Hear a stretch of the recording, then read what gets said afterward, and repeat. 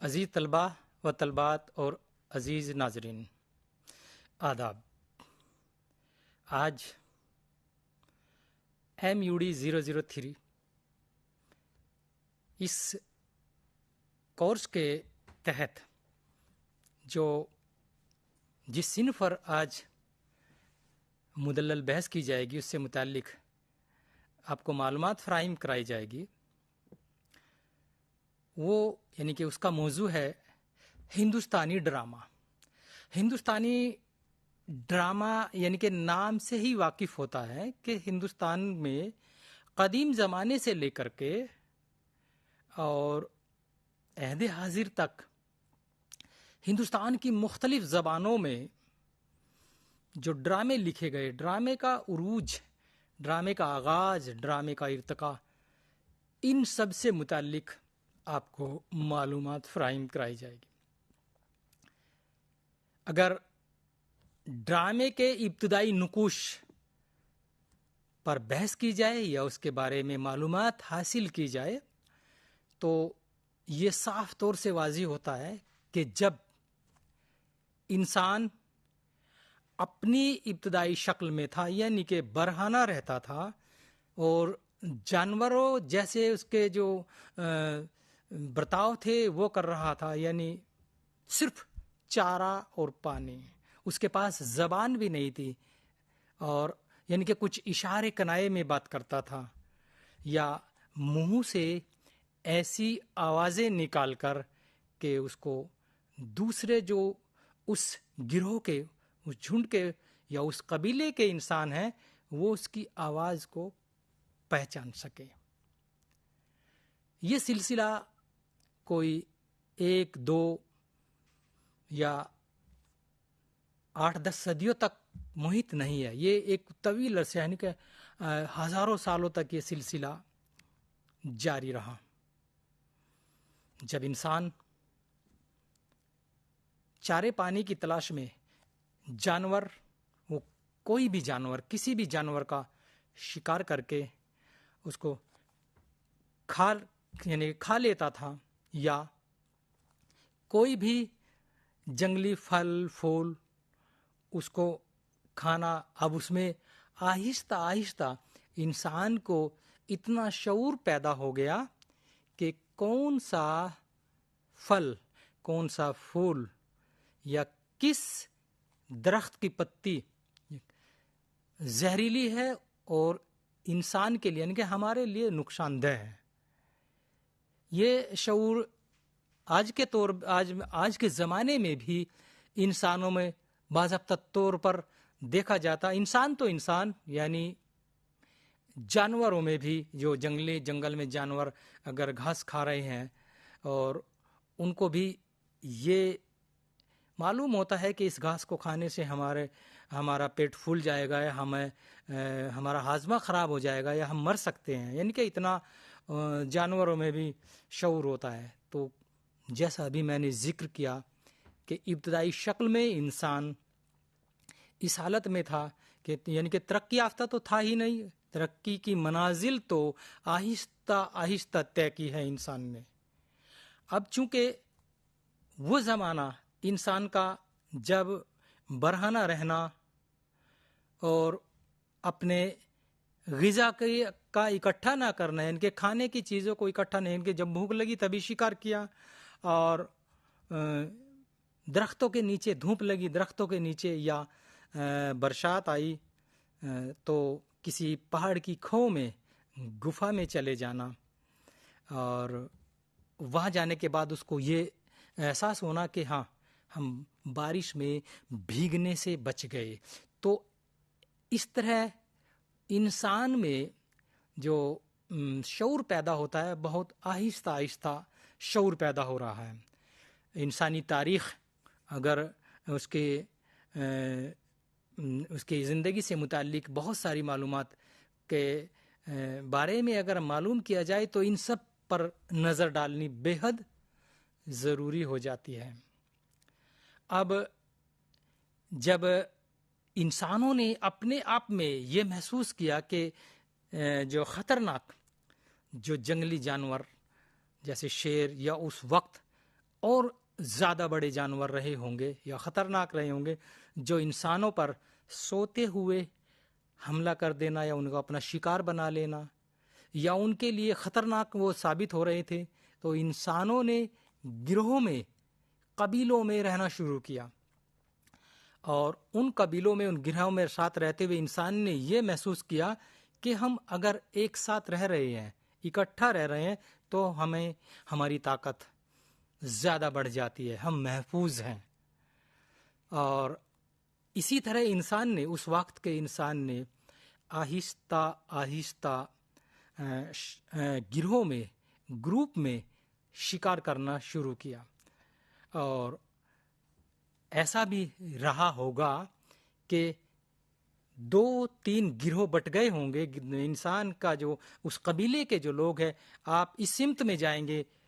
آپ اس سمت میں جائیں گے شکار کا، کیونکہ شکار کے متعلق یہ تو نہیں کہا جاتا کہ شکاری کی تلاش میں بیٹھا کہ آئیے میرا شکار کر لیجئے، ایسا نہیں، یعنی کہ شکار کہیں بھی مل سکتا تھا، لہٰذا ہو سکتا ہے ایک گروپ خالی ہاتھ لوٹا، ایک گروپ زیادہ شکار لے کے آ جائے، تو ایسا سلسلہ صدیوں تک چلتا رہا، اور ایک گروہ نے دوسرے گروہ کو، یعنی کہ جب وہ شام کے وقت اکٹھا ہوئے ہوں گے، اپنے اپنے غذا یعنی کہ کھانے کا سامان، وہ جانور گوشت بھی ہو سکتا ہے، پھل پھول بھی ہو سکتے، تو وقت گزاری کے لیے، اب دیکھیے یہ بات بہت اہم ہے، انسان کے پاس زبان نہیں ہے، اشارے میں یا او یا آ یا کچھ ایسی آوازیں نکال کر ایک دوسرے سے مخاطب ہوتے ہیں جو بالکل درست نہیں ہے، جائے جن کا کوئی معیار نہیں ہے۔ ایسے میں ایک دوسرے گروہ، یعنی کہ جب وہ اکٹھا ہوتے ہیں شام کو، رات میں وقت گزارنے کے لیے، اور رات کا کھانا کھانے کے بعد ایک دوسرے نے ایک دوسرے کے گروہ کے ساتھ جو واقعات پیش آئے ہوں گے، ہو سکتا ہے کسی گروہ پر کسی جانور نے حملہ کر دیا ہو سکتا ہے دوسرے گروہ کا کوئی فرد شکار کرتے وقت کسی پتھر سے ٹکرا گیا ہو یا پھسلن میں گر گیا ہو اور اس کو چوٹ لگی ہو، تو سارے واقعات وہ جو اس قبیلے کے جو افراد ہیں ایک دوسرے کو دکھا رہے ہیں، سنا رہے ہیں، اور اس کا مطلب یہ ہے کہ وہ ڈرامے کی ابتدائی شکل ہے۔ دیکھ لیجئے، زبان نہیں ہے، زبان میں نہیں، لیکن چونکہ ڈرامے کی جو تعریف ہے وہ ہے کہ کسی بھی عمل کو، یعنی کہ عملاً، یعنی کہ کسی بھی جو واقعات ہے اس کو عملاً پیش کر کے دکھانا، زبان کا ہونا لازمی نہیں شروع میں، یعنی کہ بغیر زبان بھی وہ اشارے کنائے میں بتا رہے ہیں کہ اس کے اوپر شیر نے ایسے حملہ کیا، یہ ایسے بچنے کی کوشش کی، اس کے ہاتھ پہ شیر نے ایسے پنجہ مار دیا، تو اس سے بہت ساری جو معلومات ایک دوسرے گروہ کی ایک دوسرے گروہ کو جو فراہم ہو رہی ہے، معلوم ہو رہی ہے، اور وہ سن کر ہنس بھی رہے ہیں۔ کہا جاتا ہے، یہ آپ سبھی اس سے بخوبی مطلب واقف ہوں گے کہ ہنسی کی کوئی زبان نہیں ہوتی، یعنی کہ ہنستا ہے تو کسی بھی دنیا کے کسی بھی کونے کا انسان، اس کی زبان کوئی بھی ہو، پہچان لیتا ہے کہ یہ خوش ہے یا یہ ہنس رہا ہے۔ تو ہنسی کی زبان ہے تو وہ گروہ کے ایک دوسرے افراد آپس میں ہنسے ہوں گے۔ اس لیے ہم، یعنی کہ اس کے ڈرامے کے پس منظر میں ہم یہ کہہ سکتے ہیں کہ ابتدائی شکل میں جب انسان رہا ہوگا، اسی وقت اپنے اپنے ساتھ پیش آئے واقعات کو جب اس نے عملاً ایک دوسرے کو کر کے دکھایا ہوگا، تو وہ ڈرامے کی ابتدائی شکل ہے۔ اور ایسے یہ واقعات اس دور کے، اس وقت کے انسان کی زندگی میں روز با روز ہوتے رہتے تھے، لہٰذا شام کے وقت ان واقعات کو، یعنی کہ روزانہ نت، جیسے کہہ سکتے نت نئے واقعات، روزانہ नए नए वाक़यात पेश आ रहे हैं। तो इन वाक़यात में इंसान ने अपने आप में बचने की कोशिश की होगी, या दो चार ने मिलकर उस हमलावर शिकार को भी मारने की कोशिश की होगी। जैसे कहावत है कि मरता क्या नहीं करता। जब किसी जानवर को मारने की कोशिश की जाती है तो वो भी वापस यानी कि उल्टा उस पर हमला करेगा। इंसान ने वो बचने की कोशिश की होगी, उसकी दांव पेच सीखे और दूसरों को सिखाए। तो वो दांव पेच सिखाना भी यानी कि उनको सिखाने के लिए भी जो करके दिखा रहे हैं सामने, जैसे लाठी चलाना, तलवार चलाना या पत्थर से हमला करना, ये वाक़यात भी जब इनके ये दाव पेच जब एक इंसान दूसरे इंसान को गिरोह के तौर पर उनसे सिखा रहा है तो देखने में ऐसा लगता है कि कोई ड्रामाई शक्ल है। ड्रामे के अंदाज में दूसरा देखने वाला उसको यही महसूस करेगा। जैसे बोलती जो फिल्म है उनसे कबल जो गूंगी फिल्में बनाई जाती थी, यानी कि आवाज़ें नहीं थी, वो बिल्कुल देखने में ऐसे ही लगेगा। या आप अगर अपने घरों में टीवी या मोबाइल फ़ोन पर कोई शॉर्ट फिल्म देख रहे हैं, उसकी आवाज़ बंद कर देंगे तो सेम आपको वो ये वाक़या जिसके बारे में मैं अभी बयान कर रहा हूँ, सेम वही वाक़या लगेगा कि आवाज़ नहीं है, बिल्कुल इशारे में ऐसे करके दिखा रहे हैं। तो ये ड्रामे की इब्तदाई शक्ल रही है। और इस तरह ये जो वाक़यात है बढ़ते गए, इंसान तरक्की याफ्ता होता गया। इंसान ने जैसे जो इंसान के जो रिसर्च है, उसकी जो खोज है, उसकी जो तहकीकात हैं, उन तहकीकात में सबसे बड़ी तहकीक आग की तहकीक है। यानी कि उसने आग, जिसको अगर हिंदी बोले अग्नि का आविष्कार, आग की तहकीक, उसने आग जलाना सीख लिया। तो ये भी यानी कि जैसे ज़्यादा आंच लगने से इंसान आग से दूर हटता है, या उस आग में भुना हुआ गोश्त खाने से जो उसको जायका आया होगा, उसके मुतालिक भी एक दूसरे को बताया गया। और ये कच्चा यानी कि जो कच्चा गोश्त वो खा रहे होंगे, उसके मुकाबले उसको भुने हुए गोश्त में ज़्यादा मज़ा आया, ये भी उसकी एक तहकीक है। और ये तहकीक यानी कि क्योंकि ज़बानी उसके पास बाज़ाब्ता तौर पर ज़बान नहीं है, यानी कि आवाज़ तो मुंह से तो निकल रही है लेकिन उसके कवायद, उसके उसूल नहीं है। मुंह से जो आया, मैंने जो ज़बान पे आया उसके बोलने की कोशिश की, उसी को अदा कर दिया, उसके माने नहीं जानते। अगर समझाने की कोशिश कर रहे हैं एक दूसरे को तो वो कैसे कि इशारे में कि मैंने ये पत्थर उठाया, उसको ऐसे मारने की कोशिश की। ज़बान नहीं है। देखिए बार बार मैं कह रहा हूँ कि ज़बान से नहीं बता रहे हैं, लेकिन अगर दूर खड़ा इंसान इन वाक़यात को देखेगा, वो बताने के तरीके को, तो उसको ये लगेगा, उसको ये महसूस होगा कि ये कोई ड्रामा खेल रहे हैं आज के दौर में भी। तो ये सिलसिला एक तवील अरसे तक चलता रहा, यानी कि सदियाँ गुजर गई।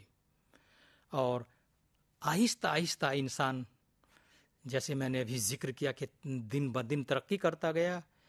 आग की तहकीक, लोहे की, तांबे की, और ये तो सिलसिला आज भी जारी है। जैसे अब अगर ऐसे मैं अपने इसे लेक्चर में जिक्र करूं कि हमारे साइंसदानों ने एक बहुत बड़ी जो कि तहकीक की है, चंद्रयान 3 जो हमारे यहाँ कामयाब रहा, वो भी एक हमारी तहकीक है, वो आज भी जारी है। तो इन तहकीकात के मुतालिक कहा जाए कि इंसान कल के मुकाबले आने वाले कल को, जो बीत गया कल है उसके मुकाबले आने वाले कल को और बेहतर और तरक्की याफ्ता देखना चाहता है। तो ड्रामे के मुतालिक भी यही है कि ड्रामे का आगाज़ हिंदुस्तान में होता है, क्योंकि संस्कृत, अब असल मौजू पर आते हैं कि ये तो पस मंज़र की बात थी कि संस्कृत दुनिया की कदीम तरीन ज़बानों में शुमार की जाती है। संस्कृत में चूँकि वेद लिखे गए, 4 वेद लिखे गए और बहुत सारे पुराण लिखे गए। हिंदुस्तान की तारीख़ को अगर बग़ौर मुताला किया जाए तो रामायण, महाभारत, گیتا، یہ سب سنسکرت میں لکھے گئے. تو سنسکرت کے متعلق یہ کہتے ہیں کہ یہ سبھی زبانوں کی جننی ہے، یعنی ماں ہے. اب چونکہ سنسکرت میں ڈرامے کا آغاز ہو گیا ہندوستان میں، جیسے موضوع جو آج کا ہے کہ ہندوستانی ڈرامے کا آغاز سنسکرت میں ہو جاتا ہے. لیکن کچھ ہمارے ہندوستانی سماج یا ہمارے ادبا میں یہ خامیاں رہی کہ سنسکرت کا فروغ نہیں ہو پایا، سنسکرت عوام کی زبان نہیں بن پائی. وہ ایک یہ تعلیمی ادارے، آشرم یا کچھ ایسے جو ہمارے زمانہ قدیم میں جو اساتذہ ہوتے تھے انہی کے گھروں تک محدود رہ گئی، یعنی کہ عوام کی زبان نہیں بن پائی. اب چونکہ آغاز تو ہندوستان ہی کے سر جاتا ہے، یعنی کہ ڈرامے کا آغاز ہندوستان میں ہوتا ہے، لیکن اگر ڈرامے کے متعلق اور یعنی کہ ممالک غیر کا بھی ذکر کیا جائے تو یہ آپ مطلب انسانی تاریخ یا انسان کے جو بڑی جو تہذیبیں ہیں، 4 تہذیب، ان کے متعلق اگر دیکھا جائے تو دنیا میں 4 جو تہذیبیں ہیں وہ قدیم ترین مانی جاتی ہے. ان میں ہندوستانی تہذیب، یونان، مصر اور روم، یعنی کہ یہ تہذیب، یہ سبھیتا، یعنی کہ سبھیتا ہندی میں کہہ سکتے ہیں، یہ بہت قدیم مانی گئی ہے. اب ان میں چونکہ یونان میں اس وقت یعنی کہ زمانہ قدیم میں اگر بات کرے تو یونان میں عقل اور دانش و فکر، یعنی کہ بہت غور و فکر کے ساتھ میں، بہت تہذیب کے ساتھ میں، یعنی کہ اس دور میں اس کا بول بالا رہا یونان کا. یونان میں لوگوں کی زندگی اور اس کے آس پاس، یعنی کہ وہاں بھی جو ڈرامے کا آغاز ہوتا ہے وہ ڈرامے کو انسانی زندگی، انسان کے یعنی کہ معاشرے میں جو واقعات پیش آ رہے ہیں انہی کو وہ عملاً کر کے دکھا رہے ہیں، یعنی کہ وہ اس کو غور سے پیش کیا، یعنی کہ بہت سنجیدگی کے ساتھ میں پیش کر رہے ہیں. جو عوام میں جو واقعات یا اس کی جو مسائل تھے ان کو انہوں نے پیش کر کے دکھایا. یونان میں ایک روایت کا ذکر، یہ بہت ایک بڑی بات رہی وہاں کی یونان کی، کہ ایک روایت کا ذکر اس میں کرنا بہت ضروری سمجھتا ہوں کہ اس وقت یونان میں ڈایونیسس جو وہاں کا ایک یہ حکمراں تھا، اس نے انسانوں کو شراب نویسی یعنی کہ شراب پلانے کے لیے، میخوار بنانے کے لیے، شراب نویسی کی لت میں ڈالنے کے لیے اس مطلب، اور اس سے دیکھیے یہاں تو شراب نویش بنانا یعنی کہ اس کو ایک اس میں ایک عیب میں شمار ہوتا ہے، لیکن اس وقت یونان میں اس کو یعنی کہ شراب نویشی کے جو فوائد ہیں ان کو بھی بتانے کے لیے باضابطہ طور پر کچھ افراد کو مقرر کیا، اور اس کے فائدے کے بارے میں لگاتار انسانوں کو بتانے کی کوشش کی گئی، ان کو انسانوں کو اس کے فائدوں سے باخبر کرنے کی کوشش کی گئی. اور اس میں اس کام کے لیے وہاں کے جو ابھی میں نے ذکر کیا ڈایونیسس نے یونان کے ایک دیہاتی شخص یعنی کہ یونان میں رہنے والے گاؤں کے ایک شخص کو اس باقاعدہ ملازمت کے طور پر اس کو رکھا. اور یونان میں ڈرامے کے فن، اور چونکہ جب اس انسان کو یعنی کہ دیہاتی شخص کو ملازمت کے طور پر یونان میں ایک ذمہ داری سونپی گئی کہ آپ عوام میں شراب پینے کے فائدے، اس سے ہونے والے فائدوں کو آپ عوام میں جا کر کے بتائیے، تو اس نے یونان کے دیگر شہروں میں، گاؤں میں جا کر لوگوں کو شراب پلانے کی کوشش کی، شراب پلائی. اور شراب پینے کے بعد، چونکہ وہاں عوام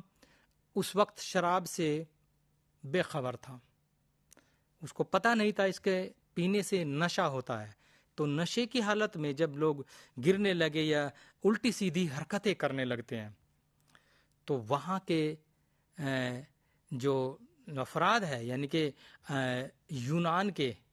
اہل یونان جو ہیں انہوں نے اس شخص کو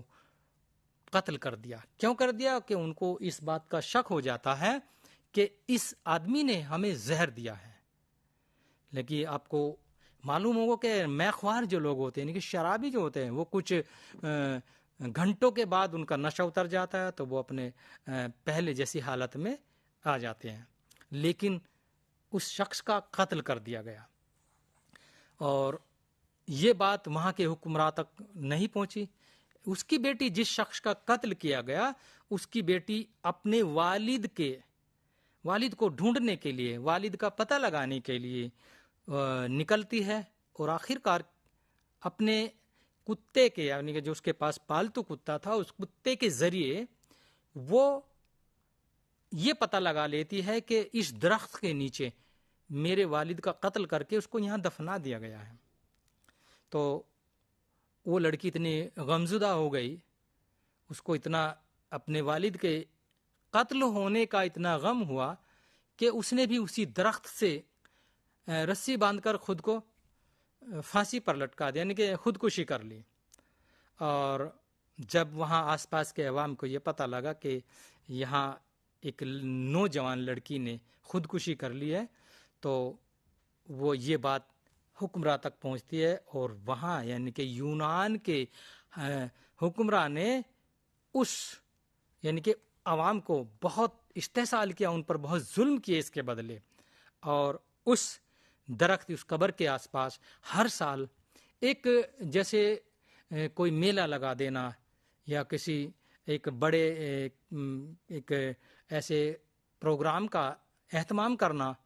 کہ وہاں پر ہر سال بہت سارے لوگ اکٹھا ہونے لگے. جب وہ اکٹھا ہونے لگے تو وہاں بہت سارے لوگوں پر یہ ایک ایسی کیفیت طاری ہو جاتی تھی کہ ایسے لگتا تھا کہ ان کے اوپر کوئی اوپری بلا یعنی کہ بھوت ان پر سوار ہے. تو یہاں اس بات کو یہ غور کرنے کی ہے کہ یہاں جب ایسی کیفیت لوگوں کی ہونے لگی تو انہوں نے اپنے دیوتا کو خوش کرنے کے لیے یعنی کہ یونان میں جو اپنے دیوتا ہے ان کو خوش کرنے کے لیے وہاں بہت الگ الگ قسم کے مطلب روایتوں کو شروع کیا. کسی نے مٹھائی پھل، کسی نے اس میں جانور کی قربانی دینا یا اور دوسرے طریقے اختیار کیے. اور یہ ایک روایت پورے یونان میں اس طریقے سے پھیل گئی، یہ ایسی مشہور اور مقبول ہوئی کہ یہاں بہت بڑی تعداد میں لوگ اکٹھا ہونے لگے. اور آخرکار یہ جو لوگ مشترکہ طور پر یہ ایک اس عمل کو کر کے دکھاتے تھے، آخر میں یعنی کہ بعد میں کچھ زمانے کے بعد یہاں پر صرف ایک فرد کو یہ جو ہے نا پرمیشن دی گئی، اس کو ایک اجازت دی گئی کہ ایک ہی شخص اس طرح کی حرکت کرے گا یعنی کہ کسی دیوتا کے آنے کا یا اپنے اوپر کوئی ایسی کیفیت طاری ہونے کا. تو یہاں یونان میں دیکھیے جو ابھی جو میں نے اس سے قبل آپ سے یہ گفتگو میں کہا ہے کہ انسان کی ابتدائی شکل وہ کر کے دکھا رہے، یہاں یہ یونان میں جب یونان میں ڈرامے کا آغاز ہو رہا ہے تو اس کی ابتدائی شکل یہ ہے جو ابھی میں بیان کر رہا ہوں. تو چونکہ ایک انسان تک محدود ہو گئی اور اس کو دوسرے جو دیکھنے والے تھے وہ کم سے کم اس کے سامنے تو نہیں، اپنے اپنے گھر جا کر کے اس کی نقل کر رہے ہیں، اس کے جیسا اس نے حرکت کی اس کو اپنے اہل خاندان کو اپنے پاس پڑوس میں جا کر کے بتا رہے ہیں. تو ایسے یونان میں صرف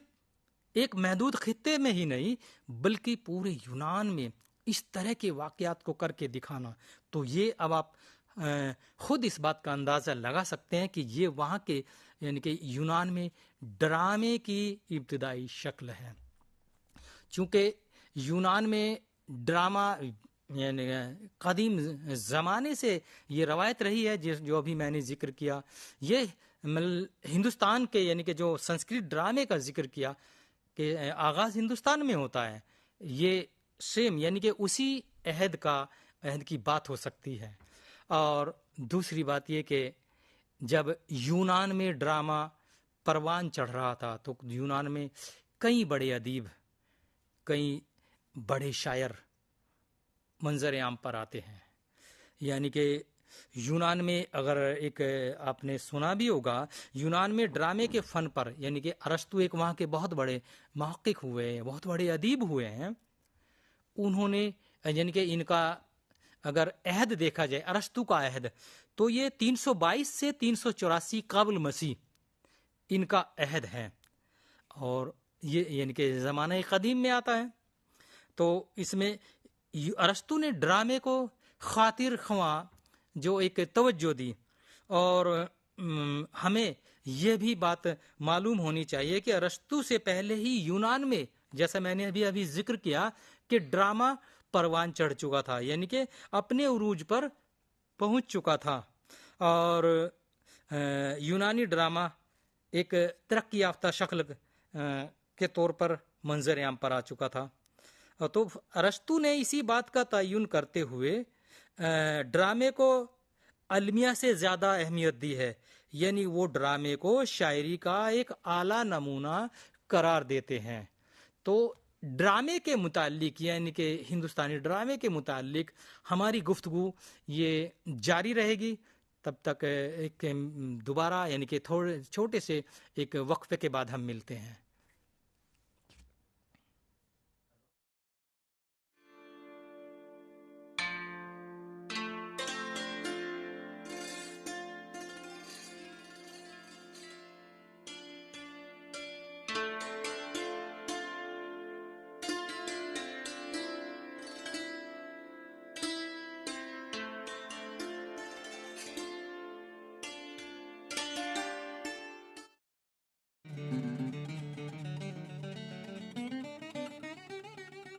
We welcome you to join the bouquet of programs offered by the School of Humanities, the Indira Gandhi National Open University, New Delhi. The Indira Gandhi National Open University, New Delhi is a mega university today. It was created by an Act of Parliament in 1985. It is the world's largest university with an enrollment of about 3.5 million current students and 3.2 million alumni. IGNOU has also been accorded the highest grade of academic excellence, A++, by the National Assessment and Accreditation Council, or the NAC. Now, during your time at IGNOU as a learner, we will help you complete your program of study with world-class printed materials, audio and video programs. We have more than 35,000 academic counselors who will guide you till you complete your program of study. We also provide live interaction with your teachers at the headquarters via teleconferencing mode, and live interactive radio counseling besides this, supported by regular TV and radio broadcasts. The School of Humanities was created in 1988, and we welcome you warmly to join any of our programs of study. IGNOU degrees, diplomas and certificates are recognized not only in the country but are also very well received across the globe. We look forward to your journey with us, and we welcome you once again.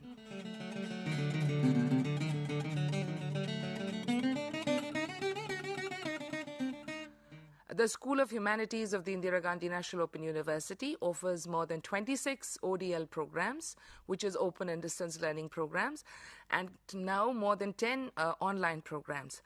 A very interesting feature that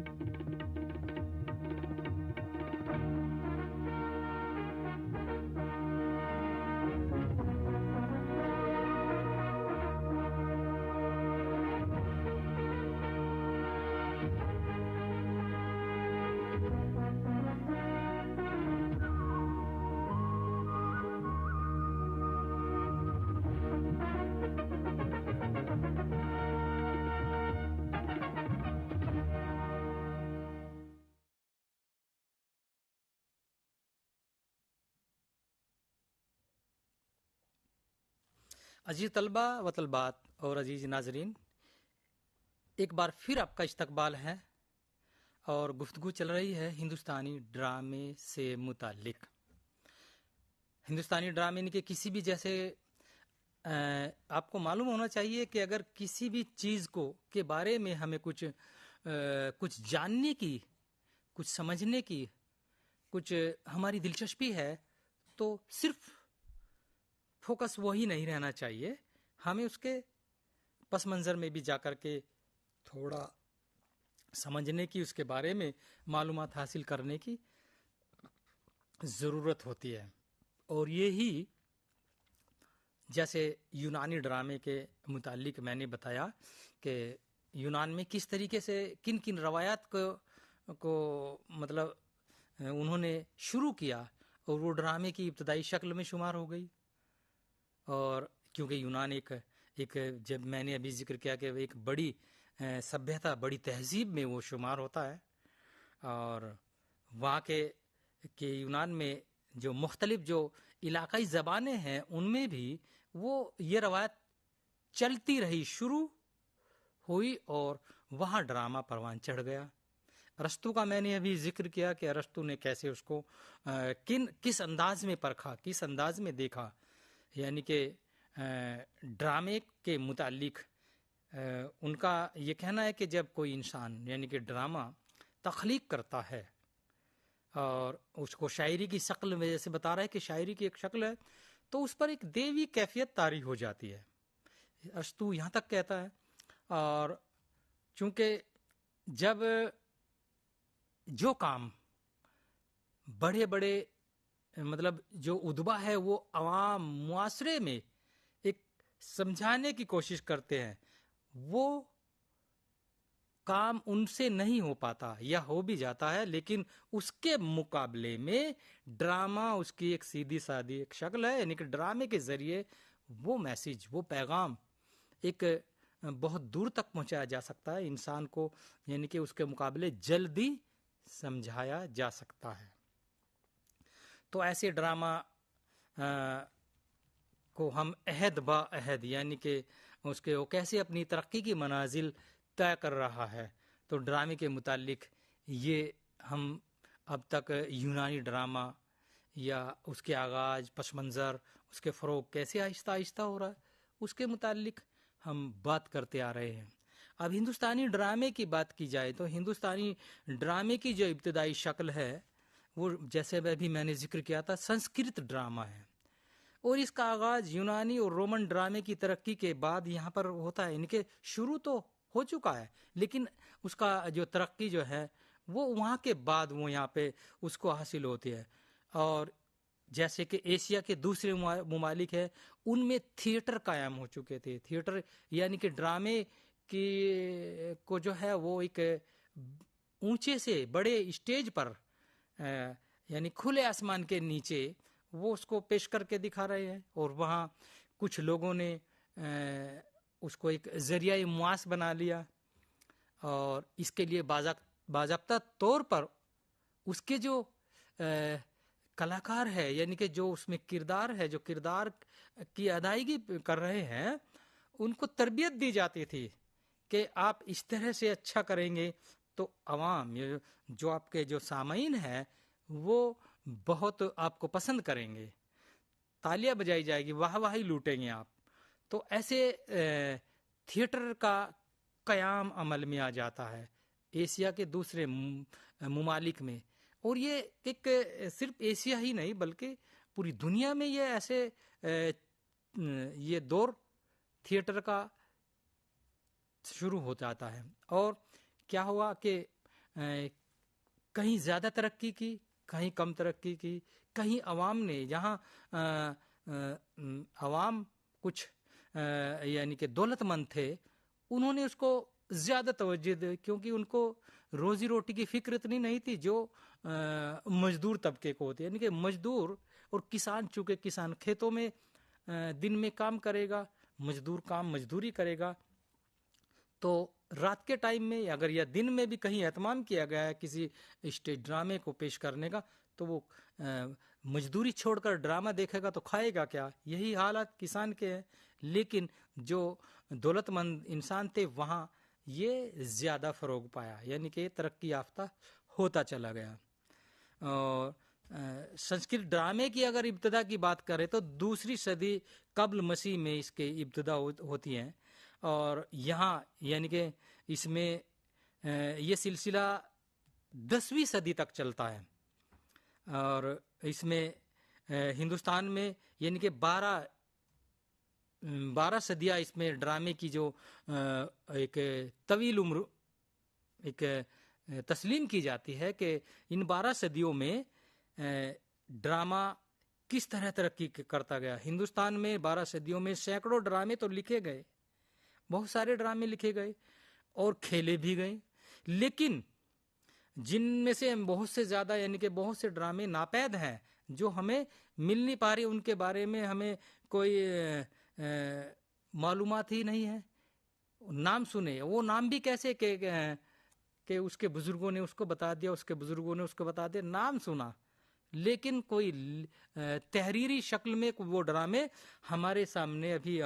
دستیاب نہیں ہو پائے ہیں. 18ویں صدی میں ڈرامے میں مقامی زبانوں، دیکھیے یہاں اب یہ 18ویں صدی کا جو ذکر کر رہا ہوں میں، کہ اس سے قبل ڈرامہ ایک ایسی زبان میں یعنی کہ جو ابھی ذکر کیا کہ سنسکرت میں پروان چڑھ رہا ہے. چونکہ انسان دن بدن ترقی کرتا جا رہا ہے. جیسے ہندوستان کے متعلق کہا جاتا ہے کہ ہر 25-30 کلومیٹر کے فاصلے پر ایک لہجہ زبان کو یعنی کہ بولنے کا وہ بدل جاتا ہے. تو جیسے اگر ہم شمالی ہند کا کوئی مطلب ایک گروپ یا بہت سارے افراد دکن میں چلے جائے تو وہاں کی جو مقامی یعنی کہ کنڑ یا تیلگو یا وہاں کی مراٹھی زبان ان کو سمجھ میں نہیں آئے گی. لہذا یہ یعنی کہ 18ویں صدی کے آغاز میں ڈرامہ اپنی اپنی مقامی زبانوں میں لکھا جانے لگا، کھیلے جانے لگے. اب چونکہ زبان کی بات کی جائے تو یہ سب زبانیں بھی ہندوستانی زبانیں ہیں، ان میں فروغ پا رہا ہے، ڈرامہ پروان چڑھ رہا ہے. اور جیسا ابھی بتایا گیا کہ تھیٹر کا آغاز ہو تو تھیٹر کی روایت شروع ہو چکی ہے. اور قدیم جو سنسکرت ادب میں یعنی کہ قدیم جو سنسکرت ادب میں جو ڈرامے لکھے گئے ان میں ڈرامے کی 2 اشکال یعنی کہ شکل کی جمع اشکال ہوتی ہے، وہ اس کے یہ 2 قسم ہمارے سامنے ہیں. ایک درسیہ اور ایک سرویہ. درسیہ کے معنی جو دیکھا جا سکے، جس کو ہو بہو آمنے سامنے دیکھا جا سکے، اور سرویہ کا مطلب جو سنا جا سکے، کانوں سے صرف سنا جا سکے. جیسے کہ کوئی ڈرامہ جیسے آکاشوانی پر پیش کیا جاتا ہے، اس کو صرف ہم سن سکتے ہیں، دیکھ نہیں سکتے تھے. تو یہ سنسکرت ڈرامے کی 2 قسمیں ہمارے سامنے آتی ہے اور ان کی درجہ بندی کی گئی یعنی کہ 2 قسموں کی. اس نقطے کے طور پر یعنی کہ جو یہ ڈرامے کے جو یہ 2 زمرے ہمارے سامنے ہیں، اس میں ڈرامہ درسیہ کی جو شکل ہے وہ ہمارے سامنے ایک زیادہ مقبول ہو جاتی ہے، یعنی کہ دیکھ رہے ہیں، دیکھ کے ہی اس کو محسوس کیا جا سکتا ہے، اس کو سمجھا اچھے سے، اس کو ہم سمجھ سکتے ہیں. سنسکرت میں ڈرامے کو روپک کے تحت رکھا گیا ہے. روپک یعنی کہ جسے خوبصورتی کہتے ہیں، اس کے تحت رکھا گیا، جس کا مطلب ہے زندگی کے مختلف پہلوؤں کو اداکاری کی شکل میں مختلف کرداروں کو ادا کرنے والے اداکاروں کے ذریعے پیش کیا جائے. یہ ڈرامے کے جو سنسکرت ڈرامے ہیں ان کے جو 2 قسمیں ہیں ان کے متعلق یہ بات کہی گئی. اچھا، ایک روپک ہی جو یہ روپک جو قسم بتائی گئی ہے، ایک روپک کی 10 درجے ہیں یعنی کہ 10 قسمیں ہیں. ان میں سب سے جو اہم ہے وہ ڈرامہ ہے، یعنی کہ ان مختلف جو کس میں ہے؟ ان میں سب سے اہم ہم ڈرامے کو توجہ دے سکتے ہیں کہ ڈرامہ ان میں سب سے یعنی کہ سر فہرست ڈرامہ رہا ہے. اور سنسکرت کے کم و بیش تمام ابتدائی ڈراموں میں مذہبی واقعات کی عکاسی ہمیں دیکھنے کو ملتی ہے. ہندوستانی ڈرامے کے متعلق بات ہو رہی ہے، اور چونکہ سنسکرت ڈرامے کا ابھی ذکر ہے تو سنسکرت ڈراموں میں بہت سارے ایسے تاریخی جو واقعات ہیں، ان کے مذہبی واقعات ہیں، ان کو پیش کیا جا رہا ہے. اور جیسے کہ اگر رامائن سے قبل بھی ذکر کیا جائے تو ان میں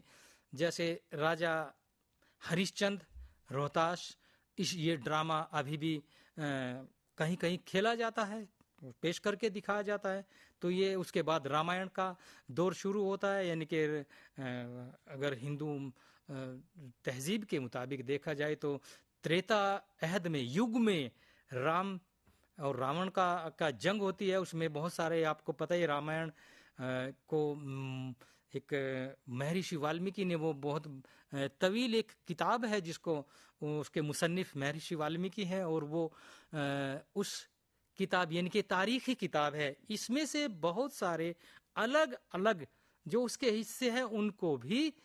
ڈرامے کی شکلوں میں پیش کیا گیا. اس کے بعد اگر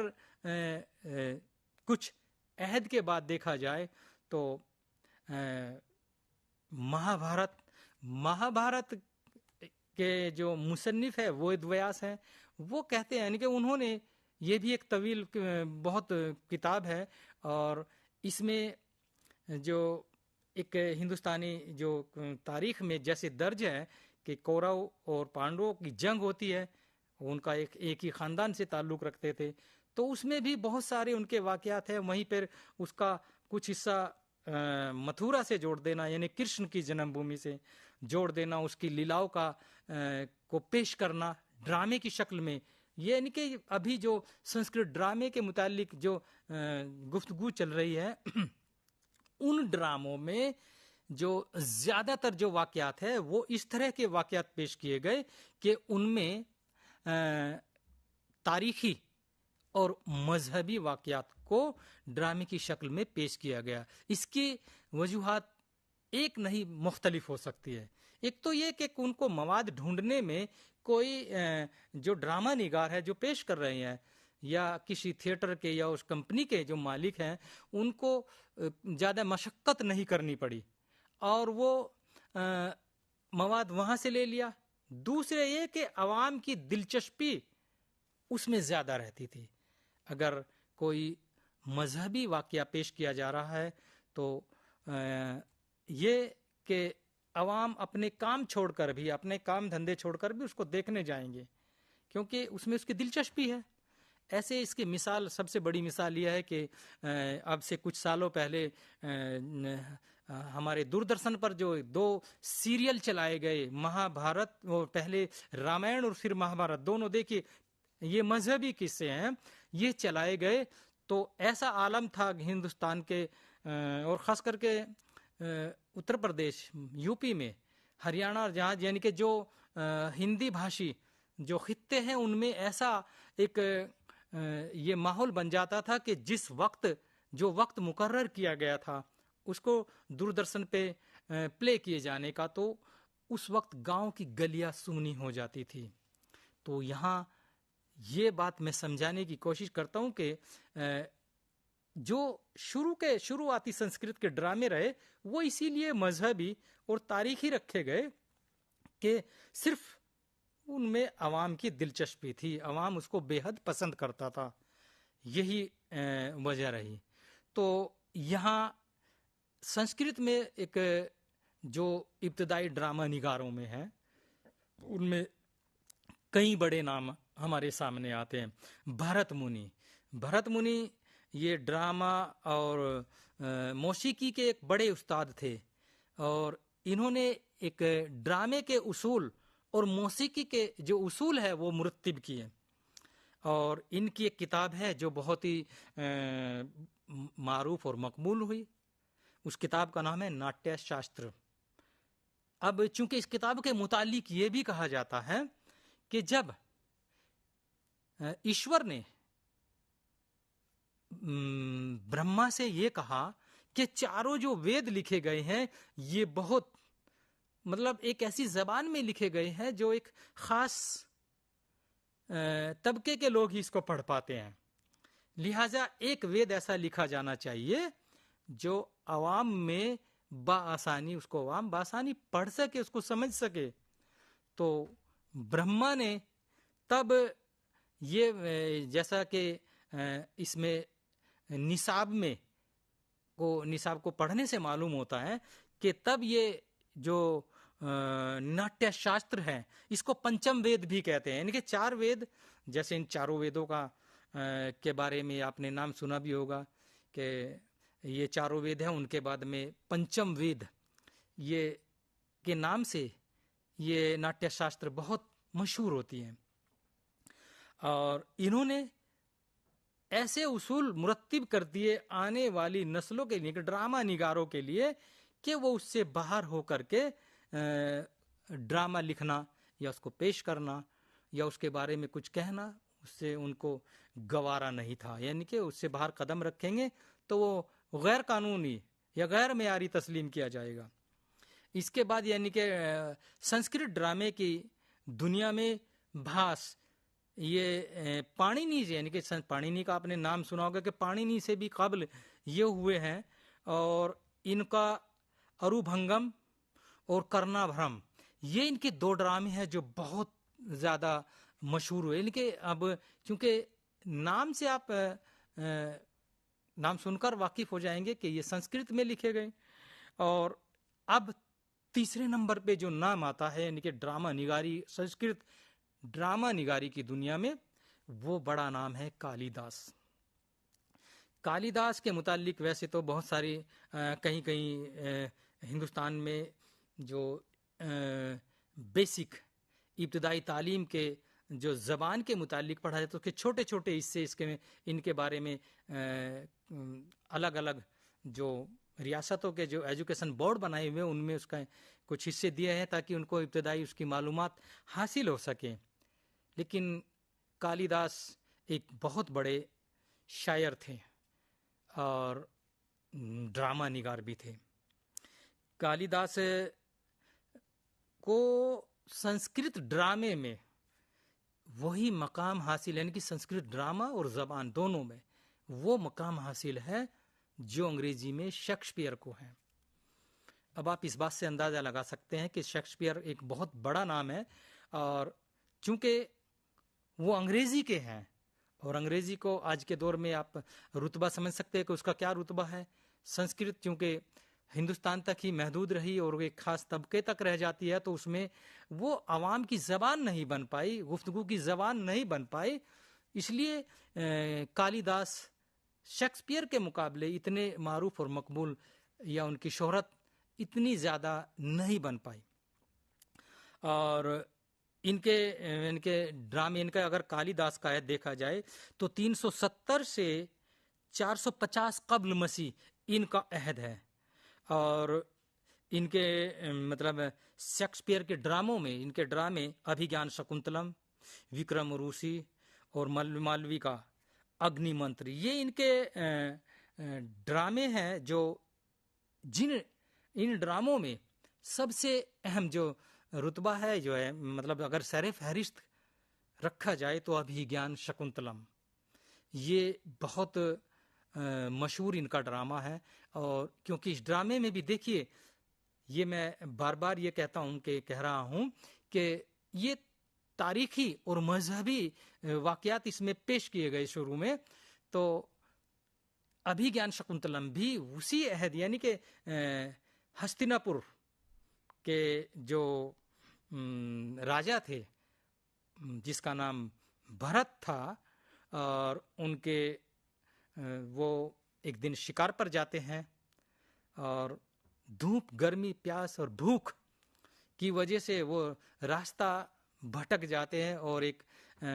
رشی کے آشرم میں جیسے چلے جاتے ہیں تو وہاں نہ رشی ہوتا ہے نہ اس کی شریک حیات ہوتی ہے، لیکن ان کی ایک نوجوان جو ان کی بیٹی ہے وہ وہاں پہ ہوتی ہے جس کا نام ہوتا ہے شکنتلا. اور دشینت اس شکنتلا یعنی کہ خوبصورت اتنی تھی کہ اس کو جو دشینت ہے یعنی کہ بھرت سے قبل جو ہستینا پور کے راجا تھے یعنی کہ وہ بھرت کے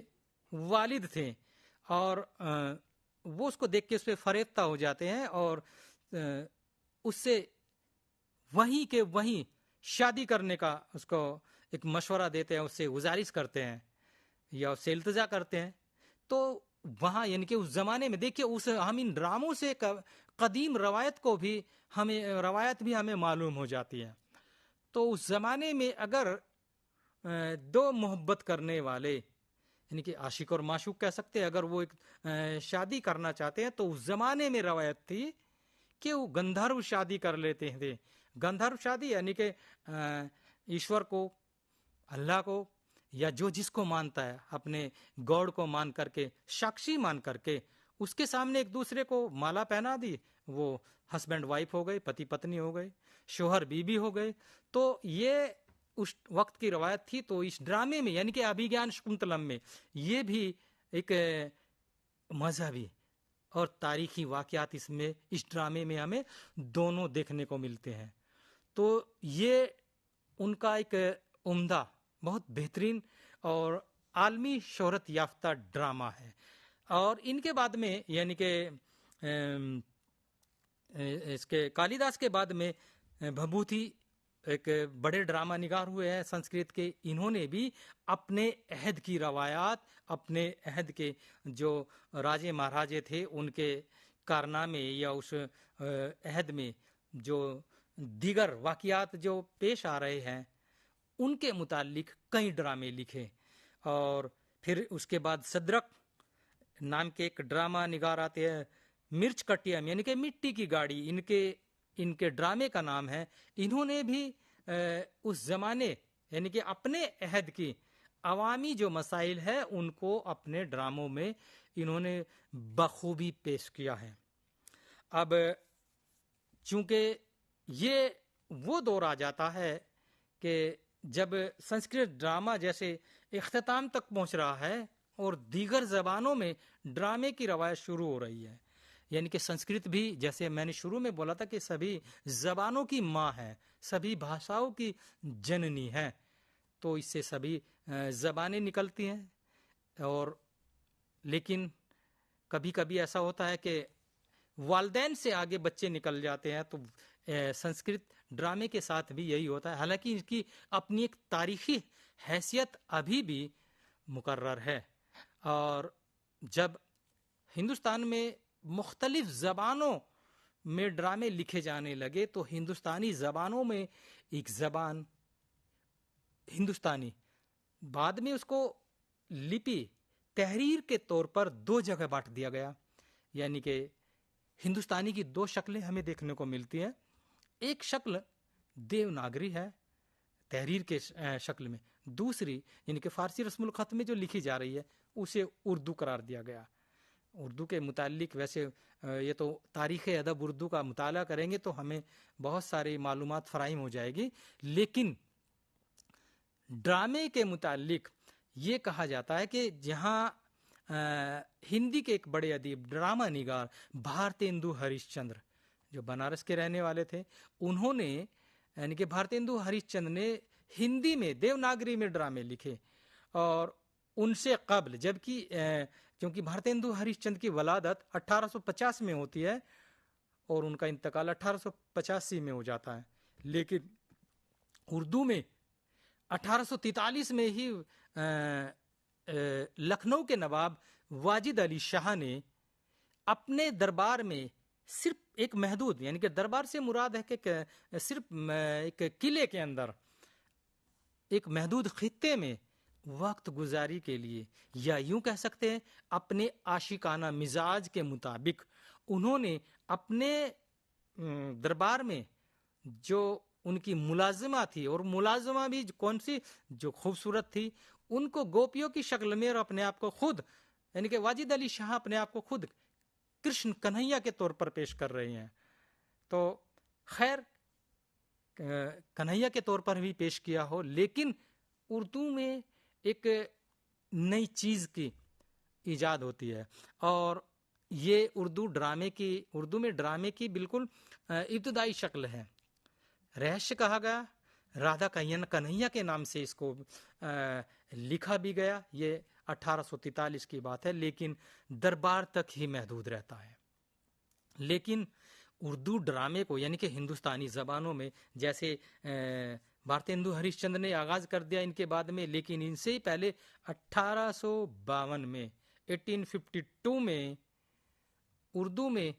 ایک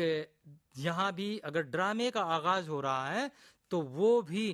تاریخی اور مذہبی روایات کو ہی مد نظر رکھ کے کیا جا رہا ہے۔ دیکھیے، اردو کا پہلا ڈرامہ جسے ہم تسلیم کرتے ہیں وہ ہے اندر سبھا،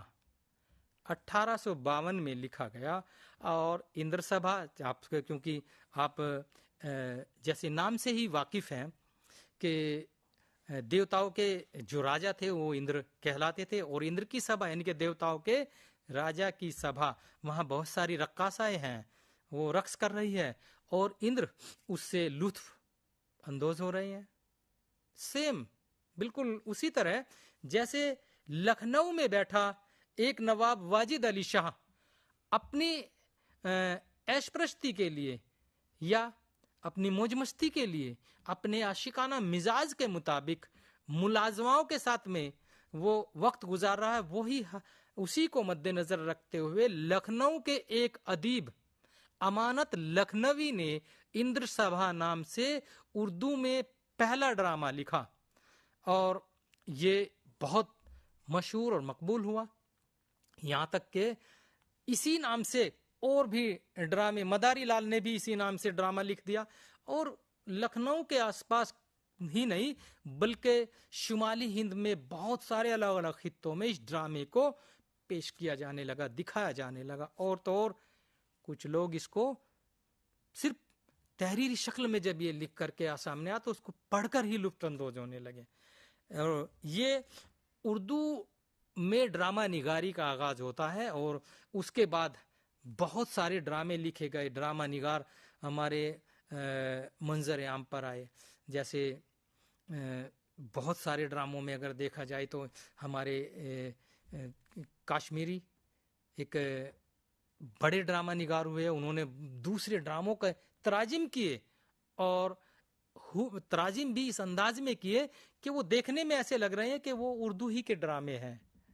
سہراب رستم اس کی ایک بڑی مثال ہے، انہوں نے ڈرامہ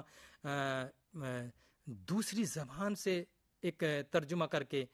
پیش کیا اور بہت مشہور ہوتا ہے۔ اس طرح ہندوستانی زبانوں میں، ہندوستانی ڈرامے کی تاریخ میں اگر دیکھا جائے تو عہد قدیم سے لے کر کے اور عہد حاضر تک کے جو ڈرامے نے مختلف منازل طے کی ہے ان کے متعلق میرا ایسا ماننا ہے کہ کچھ نہ کچھ آپ کو کچھ حد تک آپ کی سمجھ میں آیا ہوگا، اور چونکہ موضوع بہت وسیع ہے اس کو مختصراً یعنی کہ سمیٹنے کی کوشش کیا ہے۔ آگے اگر موقع ملا تو اس پہ اسی موضوع پر اس کو آگے بڑھایا جائے گا اور اس پہ بات کی جائے گی۔ اب چونکہ وقت اس بات کی اجازت نہیں دیتا ہے کہ وقت ہو چلا ہے، اس لیے آگے پھر ملیں گے، اور تب تک کے لیے اجازت۔